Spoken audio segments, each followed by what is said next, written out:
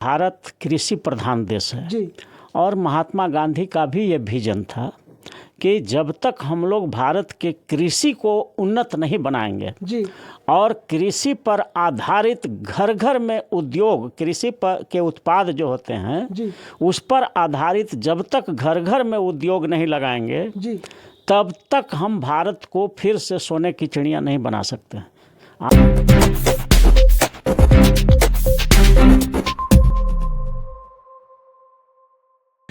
नमस्कार दोस्तों, हम आज बात करेंगे भारत की। और भारत को पहले सोना के चिड़िया कहा जाता था, लेकिन कहीं ना कहीं ये देखा जा रहा है कि आज सोने का चिड़िया ये खाक में बदल चुका है। अब क्यों बदल चुका है? क्योंकि हम आपको बता दें कि देख रहे होंगे कि डॉलर का कीमत बढ़ रहा, लेकिन रुपया का कीमत नहीं बढ़ रहा। आखिर इसका क्या उपाय है? कोई उपाय है कि डॉलर से ज़्यादा इसका वैल्यू दिया जाए? हम पूरी जानकारी लेंगे पटना हाई कोर्ट के एडवोकेट अरुण कुशवाहा जी से, क्योंकि ये कानून का विशेषज्ञ हैं, राजनीति में भी इनका विशेषज्ञ माना जाता है। चलिए हम पूरी जानकारी इनसे हम लेते हैं, आप लोग वीडियो में बने रहेंगे। कैसे हैं सर? बिल्कुल। नमो बुद्धाय, जय भीम, जय भारत। बुद्धमय भारत हो, बुद्धमय दुनिया हो। देखिए, हम लोग भारत के लोग जो हैं जी, भारत के संविधान में हम लोगों ने प्रियम्बल में ही लिखा है, पहला पन्ना में ही, कि भारत के लोगों को, नागरिकों को हम सामाजिक न्याय देना चाहते हैं, आर्थिक न्याय देना चाहते हैं, राजनीतिक न्याय देना चाहते हैं, फौजदारी न्याय देना चाहते हैं, धन, धरती, राजपाट सब में न्याय देना चाहते हैं। जी। और ये देश डेमोक्रेटिक होगा, सेकुलर होगा, लोकतांत्रिक देश होगा, समाजवादी देश होगा। ये सब हम लोगों ने संविधान में वादा किया है और डायरेक्टिव प्रिंसिपल में भी बहुत सारी बातें लिखी गई हैं संविधान में। लेकिन आज दुर्भाग्य है कि इस देश के जितने इंटेलेक्चुअल्स हैं, जितने भी इंटेलेक्चुअल्स हैं, चाहे वो देश के सुपर न्यायपालिका में हो, सुप्रीम न्यायपालिका में हो, कार्यपालिका में हो, या नेशनल मीडिया में हो, या हमारे एग्जीक्यूटिव के मेंबर हों, उन लोगों को पता ही नहीं चल रहा है कि ये भारत में गरीबी क्यों बढ़ते जा रही है और अमीरी भी बढ़ते जा रही है। चंद लोगों के हाथों में देश का पूरा इकोनॉमी सिमटते जा रहा है। सर थोड़ा सा हम रोकना चाहेंगे। कहीं ना कहीं देखा जा रहा है कि जो पहले से राजा थे वो राजा होते जा रहे हैं और जो गरीब हैं वो शायद गरीबे रहते हैं। यही तो मैं कह रहा हूँ कि ऐसा क्यों हो रहा है। इसके पीछे जो कारण है मैं बतलाना चाहता हूँ कि देखिए, ये भारत कृषि प्रधान देश है जी। और महात्मा गांधी का भी ये विजन था कि जब तक हम लोग भारत के कृषि को उन्नत नहीं बनाएंगे जी। और कृषि पर आधारित घर घर में उद्योग, कृषि पर के उत्पाद जो होते हैं जी। उस पर आधारित जब तक घर घर में उद्योग नहीं लगाएंगे जी। तब तक हम भारत को फिर से सोने की चिड़िया नहीं बना सकते। आपको याद होगा कि यहाँ का जो मसाला था, गोल मिर्च था, लहसुन था, इलायची था, दालचीनी था, गरम मसाला एक से एक यहाँ होता था और प्राचीन काल में पूरे दुनिया में यहाँ से भेजा जाता था, निर्यात होता था और पूरे दुनिया का पैसा भारत में आता था। इसलिए भारत सोने की चिड़िया था। आज स्थिति इन लोगों ने ऐसा कर दिया है, इस देश के न्यायपालिका के लोगों ने, इस देश के कार्यपालिका के हेड ने, इस देश के विधायिका के हेड ने, इस देश के नेशनल मीडिया ने कभी इस पर जिक्र ही नहीं करता। न तो कोई नेता जिक्र करता है, न कोई अफसर जिक्र करता है, न कोई न्यायाधीश जिक्र करता है, न नेशनल मीडिया जिक्र करता है। ये बात बहुत आश्चर्यजनक है कि भारत में गरीबी बढ़ते जा रही है और गरीबी को रोकने के लिए कोई भी हमारा विंग, कार्यपालिका, न्यायपालिका, विधायिका और नेशनल मीडिया चर्चा ही नहीं करती है। जबकि अभी भी भारत को सोने की चिड़िया बनाया जा सकता है और $1 का कीमत 50 एक डॉलर का कीमत अभी जो 85 रुपया है उसको घटा के $1 और $1 को बराबर किया जा सकता है। और ये भी किया जा सकता है, भारत में इतनी क्षमता है कि $1 का दाम, $1 का दाम $100 भी किया जा सकता है, उल्टा भी किया जा सकता है। यानी रुपया को वैल्यू बढ़ाया जा सकता है, बढ़ा के डॉलर से भी ऊंचा ले जाया जा सकता है। तो हम ये बात कर रहे हैं, ये कैसे होगा? इसका सिंपल सा थ्योरी है कि जो ही हम लोग, सबसे पहला काम करना पड़ेगा कि भारत में जितना भी कृषि योग्य भूमि है तो हर 200 बीघा कृषि योग्य भूमि पर एक पक्का तालाब का निर्माण कराना पड़ेगा। अच्छा। लंबाई चौड़ाई गहराई इंजीनियर से पता करके कि कितना पानी भर जाए कि सालों भर वो 200 बीघा का सिंचाई हो सके। तो हर 200 बीघा पर एक पक्का तालाब यानी गारंटेड इरिगेशन एक्ट एक बना दे कि कोई भी खेत हमारा पटवन से वंचित नहीं रहेगा, सालों भर उसको पानी मिलेगा।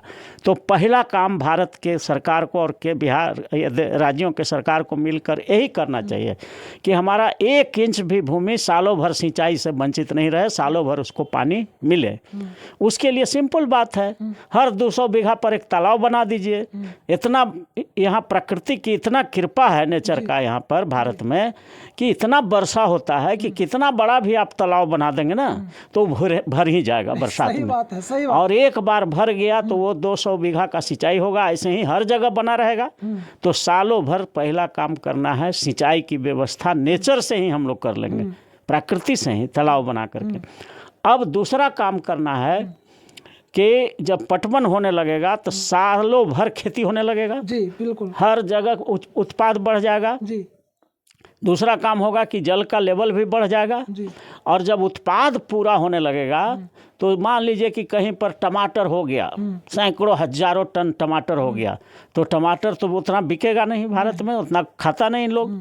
वो जितना उत्पाद होने लगेगा तो उसको रोकने के लिए हर गांव में हर घर में टोमेटो सॉस बनाने का प्लांट सरकार को दे देना चाहिए, फ्री में दे देना चाहिए, या उससे कुछ फिर कमा करके वो लौटाएगा, कुछ ये पर लोन दे करके दे देना चाहिए। छोटा छोटा प्लांट होता है, टमाटो सॉस बनाने का बहुत बड़ा प्लांट नहीं होता है।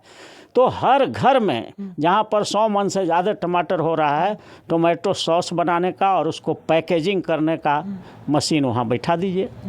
जहाँ बहुत मात्रा में मिर्चा हो रहा है तो चिल्ली सॉस बनाने का दे दीजिए, प्लांट बैठा दीजिए। जहाँ बहुत मात्रा में ईख हो रहा है, केतारी की खेती हो रही, शुगर केन की खेती हो रही बहुत मात्रा में, तो वहाँ टॉफ़ी बनाने के लिए छोटा छोटा प्लांट बैठा दीजिए। जहाँ पर गेहूँ बहुत हो रहा है तो वहाँ पर बिस्किट बनाने का गांव गांव में घर घर में प्लांट दे दीजिए, छोटा छोटा मशीन बैठा दीजिए। इसी प्रकार से जितना लीची हो रहा है तो लीची जूस का प्रिपरेशन और उसको जो है बोटलिंग करने का प्लांट बैठा दीजिए। जहाँ अंगूर हो रहा है तो ग्रेप्स जूस का बनाइए। माने सारे कृषि उत्पाद पर, जो कृषि उत्पाद आलू हो रहा है तो पोटैटो चिप्स बनाने का प्लांट और पैकेजिंग का वहाँ बैठाइए गांव गांव घर घर में। तो जो आलू 2 रुपये किलो किसान से बिकता है सीजन में, वो 200 रुपये किलो हो जाएगा। अब अंकल चिप्स है, ये सब 1000 रुपये किलो आलू को बेचता है। तो हमारे ही किसान ही क्यों नहीं बेचे, ये बात सरकार का विजन नहीं है।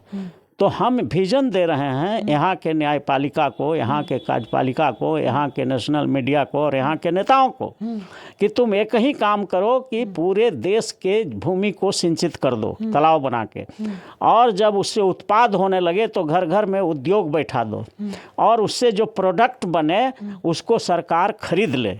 सरकार अपने फंड से जो पैसा है उससे वो प्रोडक्ट को खरीदे और वैसे देशों में निर्यात कर दे, भेज दे, बेच दे जिस देश में खाने का अकाल रहता है, जो रेगिस्तानी देश है, पठारी देश है, या जिस देश में खेती कृषि का या बर्फीला देश है, पठारी है, रेगिस्तान है, जहाँ बर्फ रहता है सालों भर, जहाँ खेती की कोई संभावना नहीं है, वैसे वैसे देशों से व्यापार शुरू करो। और ये सारे जो उत्पाद होंगे, जो हमारे यहाँ से उत्पादन होगा, कृषि पर आधारित जितने भी हमारे प्रोडक्ट होंगे उसको सरकार खरीदेगी, बड़ा बड़ा उसका गोडाउन बनेगा और वहाँ से विदेशों में सप्लाई होगा।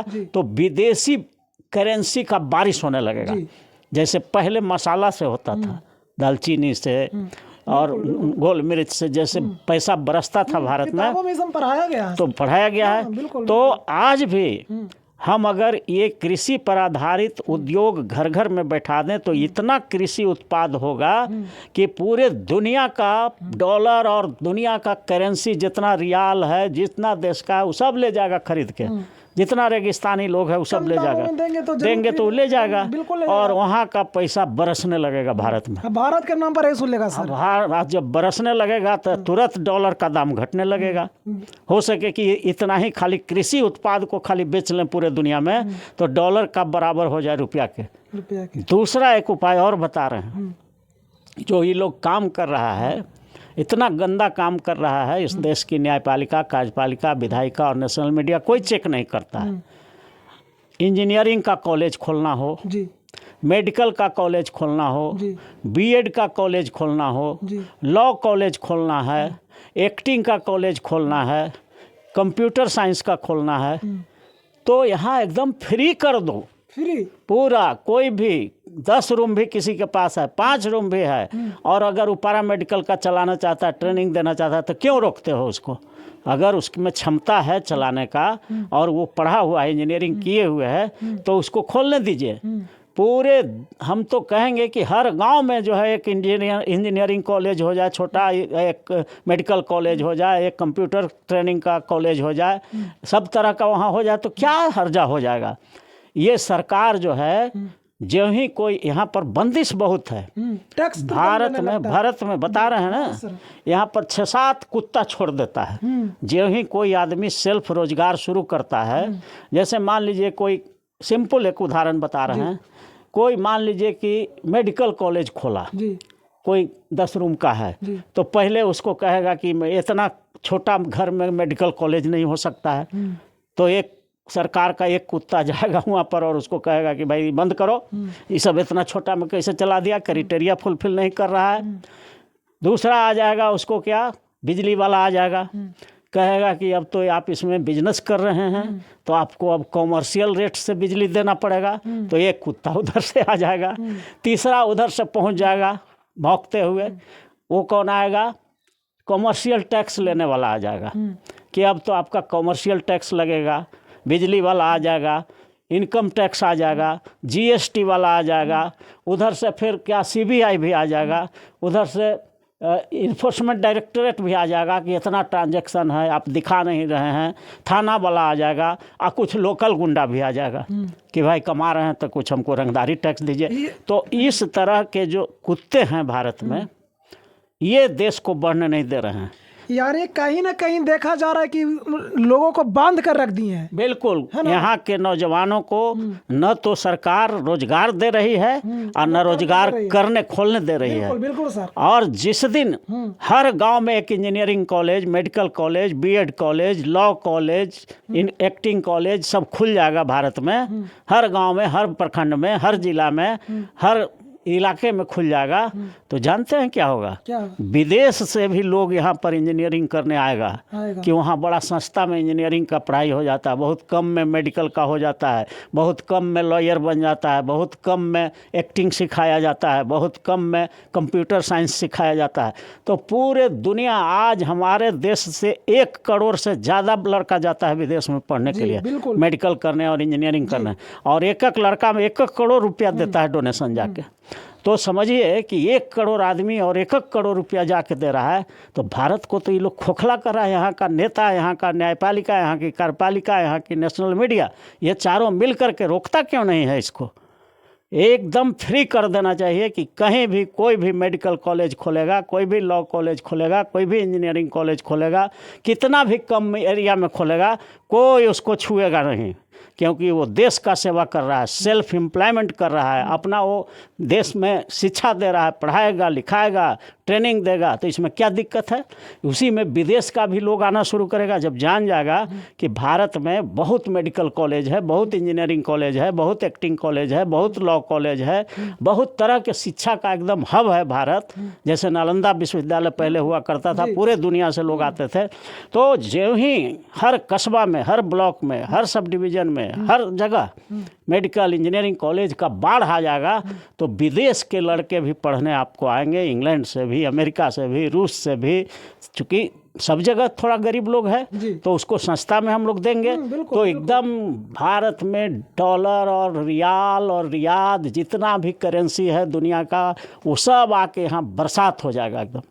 तो आपको पता है, ये 2 काम अगर कर दिया भारत के लोग, तो $1 का, $1 का दाम $100 के बराबर हो जाएगा। यानी रुपया का दाम बढ़ जाएगा और डॉलर का घट जाएगा। यानी कहीं ना कहीं आपको कहना है कि फिर से सोना के चिड़िया कहलाने लगा। सोना का चिड़िया नहीं, भारत अमेरिका से भी अमीर देश हो सकता है और अमेरिका से भी शक्तिशाली देश हो सकता है। जब ही हम लोग इंजीनियरिंग और ये सब का प्रमोशन करने लगेंगे तो इंजीनियर पैदा होगा, ब्रेन वाला लोग पैदा होगा, रिसर्च करेगा, एक से एक मिसाइल बनाएगा। जानते हैं आप भारत में वैज्ञानिक क्यों नहीं पैदा होता है? कारण यही है, यहाँ जो कुत्ते छोड़ देते हैं लोग, जो ही कोई कुछ करना चाहेगा तो उसके पीछे इन्फोर्समेंट डायरेक्टर लग जाएगा, सीबीआई लग जाएगा, इनकम टैक्स लग जाएगा, बिजली विभाग लग जाएगा, कमर्शियल टैक्स वाला लग जाएगा, जीएसटी वाला लग जाएगा, नोचने लगता है एकदम। माने नहीं देखते हैं शेर जो है कोई छोटा मेमना को, हिरन को जैसे नोच करके खा जाता है, उसी तरह से लुझ जाता है ये लोग और देश को खुद नहीं बढ़ने दे रहा है। ये ज़्यादा जोगी मठ उजाड़ एकदम किए हुए हैं। इसलिए हम देश के सरकार से, न्यायपालिका, कार्यपालिका, विधायिका और नेशनल मीडिया से मांग करते हैं कि एकदम बिल्कुल इस सब पर पाबंदी लगाइए। कोई भी नौजवान, कोई भी इंटेलेक्चुअल, कोई भी पढ़ा लिखा आदमी कोई कॉलेज खोलना चाहता है, कोई इंस्टीट्यूट खोलना चाहे तो उसको पूरा कर दीजिए, कानून बना दीजिए। 10 साल तक या 15 साल तक उस इंस्टीट्यूट को कोई नहीं छुएगा, न बिजली विभाग छुएगा, न कमर्शियल टैक्स वाला छुएगा, न ये इन्फोर्समेंट डायरेक्टर, न सीबीआई। एकदम उसको संरक्षा कीजिए, कोई क्रिमिनल भी उसको तंग ना करे। तो ये बात होनी चाहिए। यही होता है विदेशों में, यही होता वहाँ कोई दिक्कत किसी को नहीं होता है, यहाँ तो सारा दिक्कत है। तो इसलिए भारत को अगर सोने की चिड़िया बनाना है, अमेरिका से भी अमीर देश और अमेरिका से भी शक्तिशाली देश बनाना है, तो यही 2 काम करना होगा जो अभी मैंने बतलाया। तो दोस्तों आपने देखा कि किस तरह से अरुण कुशवाहा जी जो एडवोकेट हैं वो भारत के सोना के चिड़िया को फिर से सपना दिखाने का प्रयास करें। लेकिन यहाँ कहीं ना कहीं देखा जा रहा है कि जो जैसे बोलें कि कार्यपालिका, न्यायपालिका और विधायिका जो कि लोगों को स्वतंत्र नहीं करने दे रहा है, कोई रोजगार खोलने की बात करता है, कोई अपने आप पर मतलब निर्भय होना चाहता है, तो सरकार कहीं ना कहीं नोचने का काम करता है और सरकार के जैसे सर बोलेंगे कुत्ते लोग झुस जाते हैं जाकर, तो कहीं ना कहीं टांग खींचने का काम करते हैं सरकार। और इसी के चलते आज भारत गरीबी की ओर जा रहा है। और सर ये भी बोले कि रुपया को वैल्यू डॉलर से ज़्यादा हो सकता है, कब, जो कि आप लोग पूरा वीडियो में देखे होंगे, सर बताएं। बाकी इस खबर को देखकर क्या समझते हैं कमेंट बॉक्स में जरूर बताएं। थैंक यू, धन्यवाद। नमो बुद्धाय।